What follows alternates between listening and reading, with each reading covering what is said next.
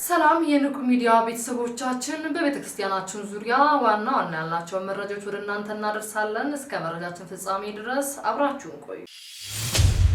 ማህበረ ቅዱሳን ባለፉት 3 ወራት ልዩ ይዘት ያላቸው 12 ዲዛይኖችን መስራቱን አስታወቀ። ተጨማሪ አለ። በማህበረ ቅዱሳን ሙያ ማህበራዊና ኢኮኖሚያዊ አገልግሎት ከሚያከናውናቸው ሙያዊ አገልግሎቶች መካከል ለቤተክርስቲያን ሁለንተናዊ አገልግሎት የሚውል ስርዓተ ቤተክርስቲያን የጠበቁ ልዩ ይዘት ያላቸው ዲዛይኖችን በመስራት አንዱ ነው ብለዋል። ማህበሩ ከተቋቋመ ጊዜ ጀምሮ ባለፈው 33 ዓመታት ማስተር ፕላን፣ ህንጻ ቤተክርስቲያን፣ መንበረ ጵጵስና፣ የሀገረ ስብከት ጽህፈት ቤቶች፣ ቤተልሔም፣ የክርስትና ቤት፣ አብነት ትምህርት ቤት፣ የስብከተ ወንጌል አዳራሽና ሌሎችም ዲዛይኖች በተከታታይ በመስራት ለቤተክርስቲያን አካላት ማስረከቡም ይታወቃል። በዘንድሮ ዓመትም ባለፉት 3 ወራት 12 የሚሆኑ የተለያዩ ዲዛይኖችን መስራታቸውን የተገለጸ ሲሆን በተሰጠው ነጻ ሙያዊ አገልግሎትም ቤተክርስቲያን ታወጣው የነበረው 9.5 ሚሊዮን ብር ወጭ ማትረፍ እንደተቻለም ተጠቁሟል። በተመሳሳይ በዚህ ዓመት ተጨማሪ 23 ዲዛይኖችን ለመስራት እቅድ መያዙንም አስታውቋል። የዲዛይን ስራዎችን ሰርቶ ከማስረከብ በተጨማሪ የሚሰሩ ዲዛይኖችን በተገቢው መንገድ መገንባት እንዲችልና የመስክ ክትትሎች ጭምር እንደሚደረግም ማወቅ ተችሏል። በማህበሩ የሚሰሩ ዲዛይኖች የ3ዲ፣ የአርክቴክቸራል፣ የስትራክቸር፣ የኤሌክትሪካል፣ የሳንተሪና የዋጋ ግምት ቢኦኪን ጭምር ያካተቱ መሆናቸውን ተመላክቷል። እነዚህ መሰል ዲዛይኖችን ለማሰራት የሚመጡ አካላት ለስራው የሚያስፈልገውን ቅድመ ዝግጅት መረጃዎችን አሟልተው መቅረብ እንዲችሉና ከማስተባበሪያው ጋር ቀድሞ መነጋገር የሚገባቸው መሆኑንም ተጠቁሟል። በመጨረሻም ይህ ሙያዊ የበረከት አገልግሎት ብዙ ባለሙያዎች የሚፈልግ በመሆኑ የሙያ አስራታችሁን ለቤተ ክርስቲያን ለማስረከብ የምትፈልጉና የዘርፍ ባለሙያዎች እንድትሳተፉ ሲሉ ጥሪ አቅርበዋል። ከሀገራችን ባህልና ወግ ባፈነገጠ መልኩ የማህበራዊ ሚዲያ ሲጠቀሙ የነበሩ ግለሰቦች በቁጥጥር ስር መዋላቸው ተገለጸ።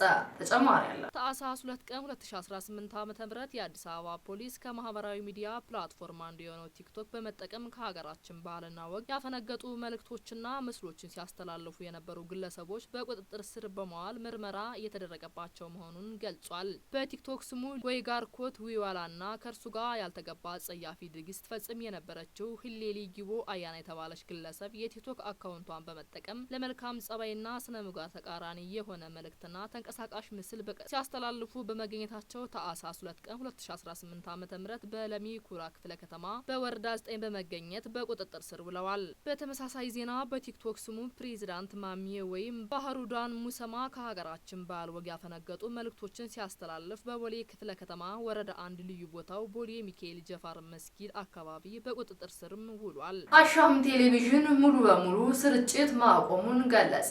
እንደሚከተለው ይቀርባል። አሻም ሚዲያ ትሬዲንግ አክሲዮን ማህበር ከተመሰረተበት ባለፉት 8 ዓመታት ጀምሮ በማህበራዊ፣ ኢኮኖሚያዊ፣ ፖለቲካዊ ጉዳዮች ዙሪያ በዜና ወቅታዊ እንዲሁም በመዝናኛ ዝግጅቶች መረጃዎችን በቴሌቪዥንና በተለያዩ የማህበራዊ ሚዲያ አማራጮች ሲያደርስ መቆየቱም ይታወቃል። ይሁን እንጂ አሻም ሚዲያ ትሬዲንግ አክሲዮን ማህበር ስራውን ለመቀጠል አቅም ስለሌለው በቴሌቪዥንም ሆነ በየትኛውም ማህበራዊ ሚዲያ አማራጮች ከታህሳስ 1 ቀን 2018 ዓ.ም ጀምሮ ሙሉ በሙሉ በይፋ ስርጭት ማቆሙን አሳውቋል።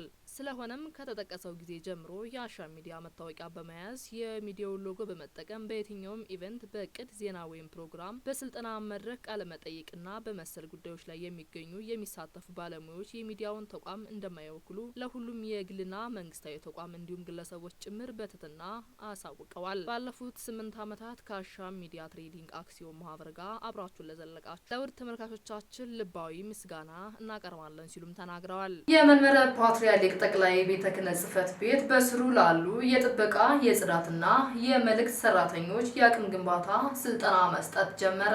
እንደሚከተለው ይቀርባል። የመንበረ ፓትርያርክ ጠቅላይ ቤተ ክህነት ጽህፈት ቤት በስሩ ላሉ የጥበቃ የጽዳትና የመልእክት ሰራተኞች የአቅም ግንባታ ስልጠና መስጠት ጀመረ። በስልጠና መርሃ ግብሩ ንቡረ እድ ኤልያስ አብርሃ በጠቅላይ ቤተ ክህነት በመንፈሳዊ ዘርፍ ምክትል ስራ አስኪያጅ፣ ረዳት ፕሮፌሰር ግርማ ባቱ በጠቅላይ ቤተ ክህነት ማህበራዊና ኢኮኖሚያዊ ዘርፍ ምክትል ስራ አስኪያጅ፣ ሊቀ መዘምራን ሀረገወይን ጫኔ በጠቅላይ ቤተ ክህነት አስተዳደር ዋና ኃላፊም ተገኝተዋል። ሊቀ መዘምራን ሀረገወይን ጫኔ ይህ ስልጠና የሰራተኞቹን ሙያዊ ብቃት ለማሳደግ ታስቦ የተዘጋጀ ነውም ብለዋል። በስልጠናው ሰራተኞቹ የስራ አፈጻጸማቸውን እንዲያሻሽሉና ለቤተ ክርስቲያኒቱ የተሻለ አስተዋጽኦ እንዲያደርጉ ይጠበቃል በማለትም ገልጸዋል። ንቡረ እድ ኤልያስ አብርሃ የዚህ ስልጠና ዋና ዓላማ የጥበቃ የጽዳትና የመልእክት ሰራተኞችን አቅም ማሳደግ ነውም ብለዋል። ይህ ማለት ደግሞ ሰራተኞቹ በስራቸው ያላቸው ያላቸውን ዕውቀትና ክህሎት በማጎልበት የስራ አፈጻጸማቸውን ማሻሻልና ለቤተክርስቲያኒቱ የሚሰጡትን አገልግሎት ጥራት ማሳደግ እንደሚያስችላቸው መሆኑን ገልጸዋል። በተጨማሪም ሰራተኞቹ በስራ ገበታቸው ላይ ያላቸውን ተነሳሽነትና ተሳትፎ ማጠናከርም የዚህ ስልጠና ዓላማዎች ውስጥ ይካተታሉ በማለትም ተናግረዋል። ስልጠናው ለሁለት ተከታታይ ቀናት የሚቀጥል መሆኑንም ገልጸዋል። ታህሳስ 3 ቀን 2018 ዓ.ም ከንቁ ሚዲያ ደረስላችሁ መረጃዎች እኒን ይመስሉ ነበር። ቀሪዎቹን ከቀሪ የንቁ መራግሮች ጋር አብራችሁ ቆዩ እያልን እኛ ከሁሉ ተሰናበትናችሁ። ሰላም እግዚአብሔር ከእናንተ ጋር ይሁን። ቸር ሰንብቱ። ኦ ማርያም በእንተዝ ናፈቅረኪ ወነአብየኪ እስመ ወለድኪ ለነ መብልዐ ጽድቅ ዘበአማን ወስቴ ሕይወት። አባ ሕርያቆስ የሚባል ጻድቅ ቅዱስ እመቤታችን የገባችው ነገረ ድነት የገባው የክርስቶስ ጉዳይ የገባው የመስቀሉ ጉዳይ የገባው ነፍሱን ስጋው ለነፍሱ ያንበረከተ ነፍሱን በፈጣሪ ያስማረከ የዚህ ዓለምን ጣጣና ተጣጣ ዝግምቱን ሁሉ አራግፎ የጣለ በምድር እየኖረ ሰማያዊ የሆነ እመቤታችንን እስከ ማነጋገር እስከ ማየት ድረስ የበቃ ጻድቅ ነበረ። አባ ሕርያቆስ ይባላል። ምዕመናን የዛሬ 1600 ዓመት ገደማ የነበረ የተዋሕዶ ሊቅ ጻድቅና ቅዱስ ነው እና የቅዱስ እመቤታችንን ባመሰገነበት መጽሐፉ ላይ ቅድም የነገርኳችሁን አለ። ኦ ማርያም በእንተዝ ናፈቅረኪ ወነአብየኪ፣ ማርያም ሆይ ድንግል ሆይ እንወድሻለን፣ እናከብርሻለን፣ ከፍ ከፍም እናደርግሻለን። ምክንያት መቼም ሰው ምዕመናን ለመወደድም ሆነ ለመጠላት፣ ለመክበርም ሆነ ለመዋረድ፣ ለመቅረብም ሆነ ለመራቅ አባ ሕርያቆስ እመቤታችንን ለምን ወደድናት? ለምን አከበርናት? በውዳሴዋ በቅዳሴዋ ለምን አመሰገናት?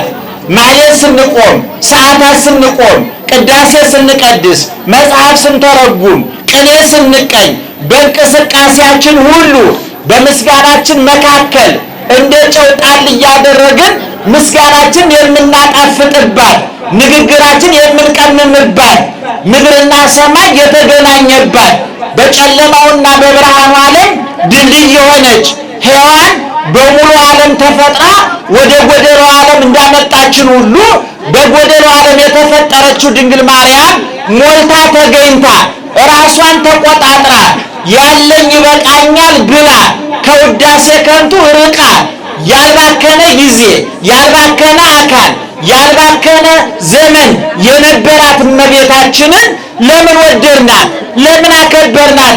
ለሚለው አባ ሕርያቆስ እጥር ምጥን ስብስብ አድርጎ ነገረን። ምን አለ?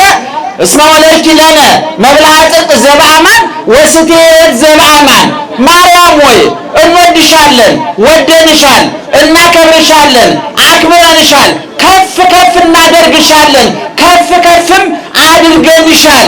ምክንያት ተብለን ከተጠየቅን ይላል ሊቁ፣ ምክንያት ብሎ የሚጠይቅ ካለ እውነተኛውን የሕይወት መጠጥ እውነተኛውን የሕይወት ምግብ አስገኝተሽልናልና እንወድሻለን አለ። ደግመን ደጋግመን እንደተናገር ነው አይናማዎቹ የተዋሕዶ ሊቃውንትም እንደነገሩን በነገረ ድኅነት የማይተካ ቦታ የማይተካ ሚና ያላት እመቤታችን ናት። እግዚአብሔር ሰውን ለማዳን ሲወስን በነገረ ድኅነት ውስጥ አስተዋጽኦ ያደረጉ ፍጥረታት አሉ። መላእክት አስተዋጽኦ አድርገዋል። ቅድም ወጣቶቹ ሲሉ እንደነበረው ገብርኤል መልአክ መጣ ወዜናዋ፣ መልአኩ ቅዱስ ገብርኤል የምስራቹን ይዞ ኢየሱስ ክርስቶስን ተወልጃለሽ ብሎ የምስራቹን በማምጣት መላእክትን ወክሎ የድርሻውን ተወጥቷል። እመቤታችን ደግሞ ፍጡራንን ወክላ መትሕተ ፈጣሪ መልዕልተ ፍጡራን የሰው ልጅ ከሚማቀቅበት ጨለማ ከሚማቀቅበት መከራ ከእግዚአብሔር ርቆ በሰይጣን ተረግጦ ገነትን ያህል ቦታ አጥቶ እግዚአብሔር ከመሰለ ጌታ ርቆ ከሚኖርበት እንዲወጣ ፍጡራንን ወክላ የሰው ዘርን በጠቅላላ ወክላ በቅታ ተመርጣ በተመረጠችበት ጸንታ ተገኝታ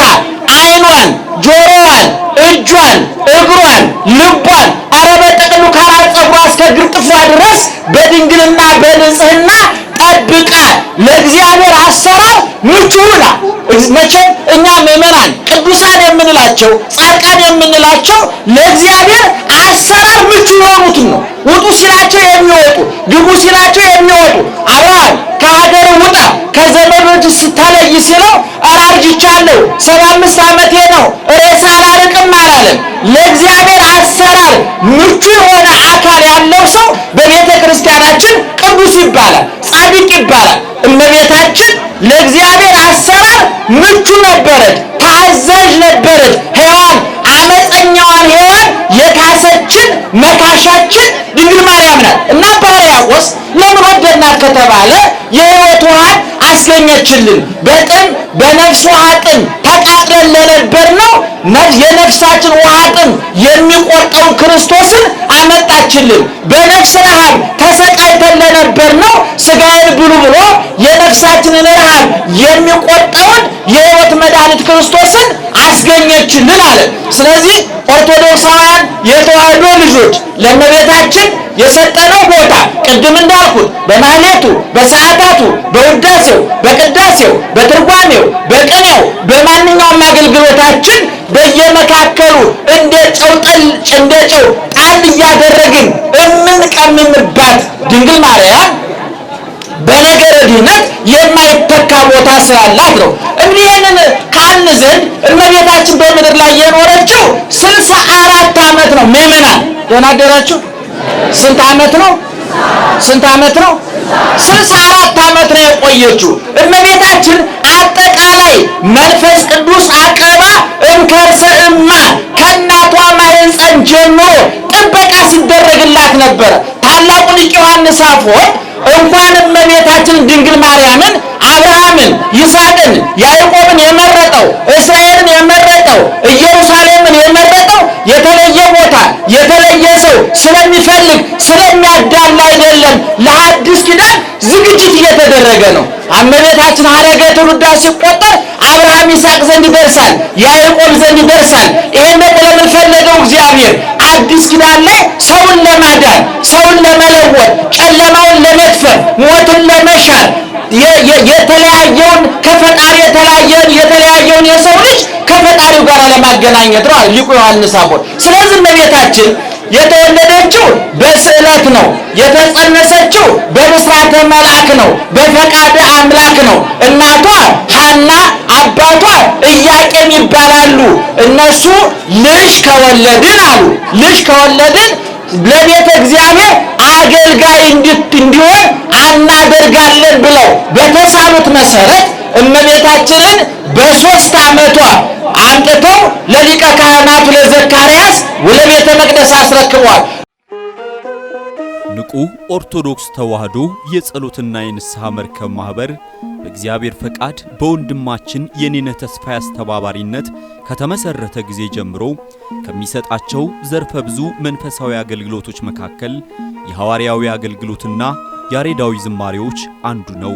በዚህ ክፍል የኦርቶዶክሳዊ ተዋሕዶ ቤተክርስቲያንን ዶግማና ቀኖና የጠበቁ ኦርቶዶክሳዊ ለዛ ያላቸው ለነፍስ እረፍትን የሚሰጡ ወቅታዊና ዘመኑን የዋጁ ስብከቶችና ያሬዳዊ ዝማሬዎችን በመላው ዓለም ለሚገኙ ተመልካቾቹ በንቁ ሚዲያና በኢትዮ ማህበር የዩቲዩብ ቻናል እያቀረበ ይገኛል። አገልግሎቱ በመላው ዓለም ለሚገኙ አማኞች ተደራሽ እንዲሆን በየዕለቱ የሚለቀቁ ስብከቶችንና መዝሙሮችን ላይክና ሼር ያድርጉ። እንዲሁም የዩቲዩብ ቻናላችንን ሰብስክራይብ በማድረግ የዚህ ታላቅ አገልግሎት ባላሻራ ይሁኑ። ንቁ ሚዲያ ርቱ የቤተ ክርስቲያን ልሳን